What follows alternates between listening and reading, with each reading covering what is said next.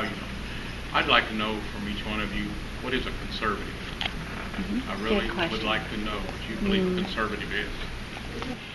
Conservative right now is the most overused word in the political forum. It's in this. I have this list of words. I said, okay, if we could just ban these words and change our dialect, we'd probably get back to what we were. The Constitution says that the government is supposed to provide justice, civil peace. Okay, that was really short. Justice, civil peace, common defense. It's supposed to do those things that we can't do for ourselves. And then lastly, and most importantly, it's supposed to provide us freedom. Okay? That's what it says in the Constitution. Those are the things that our government is supposed to do for us. So conservatives believe that we limit it to those 5 things. Now the term means a lot of things to a lot of different people. I looked up the conservative term and I have forgotten the definition, but as I looked at it, I thought we need to apply this. This needs to be known. But it was in the Oklahoma Constitution newspaper is where I saw it, and it was where they rate all the senators and the House representatives. And they give you 10 questions that they have decided that these best decide what a conservative is, and they rate those. Every House of Representative, every senator is rated on that scale. My opponent has been. And to me, when you take the oath of office saying that you will uphold the Constitution against all threats, foreign and domestic, that's an oath. Just like my wedding vows were an oath. And a 73% rating is unacceptable. It's a C. To me, a conservative is one who upholds the Constitution, puts the federal government back in its place, and as a state, a sovereign state, not a piece of a nation. We're not part of a nation. We're a union of states. And we need to remember that. And we need to be able to push forward as a state and put the federal government in their place. Now, can I respond to that?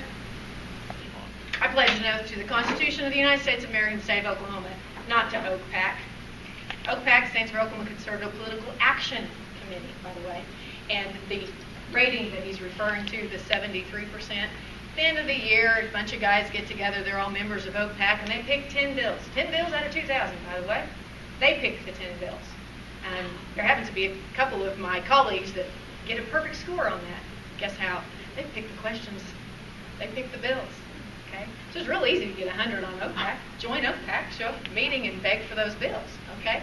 That's what that is. I did not pledge an oath to OPAC or to the leaders of OPAC. My oath is to the United States Constitution and its enumerated powers. One, it's not OPAC, it's in the Oklahoma Constitution paper that I read it. I don't know those things. What I can do is bring common sense and bring the common people so that we can understand what on earth they're doing down there. And she boasts about the fact that she's so well accepted. In 2 years, she got all these things done. You got to ask, how did she get those things done? And are you happy with the way things are going down there in our state capital? This woman is broadcasting that she is so thrilled, and she's the #1 senator, that she's getting so much done.